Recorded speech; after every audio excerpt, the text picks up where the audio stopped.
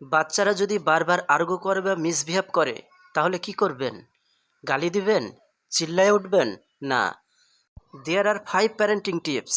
Number 1, stay calm and don't argue back. বাচ্চা যদি argue করতে থাকে আপনি ওর সাথে তর্কে যাবেন না। জাস্ট একটা সিম্পল লাইন বলবেন, I will listen when you talk nicely.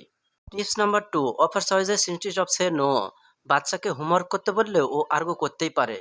Instead আপনি বলবেন, তুমি কি এখন হোমওয়ার্ক করবে নাকি স্ন্যাক্স খেয়ে? এটাতে কিন্তু আপনার বাচ্চা পজিটিভলি মোটিভেটেড হবে। টিপস নাম্বার 3, রুলস সবার জন্য সমান। আপনি যে রুলস সেট করবেন সেটা আপনি ফলো করলে আপনার বাচ্চাও ফলো করবে।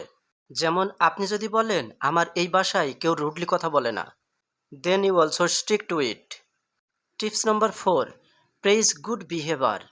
আপনার বাচ্চা ভালো কিছু করলে অবশ্যই তাকে অ্যাপ্রিসিয়েট করুন। লাইক, ওয়াও, তুমি আজকে অনেক সুন্দর বিহেভ করেছো, I am so proud of you. তাহলে বাচ্চা অটোমেটিক্যালি বিহেভিয়ার আরও ভালো করার চেষ্টা করবে।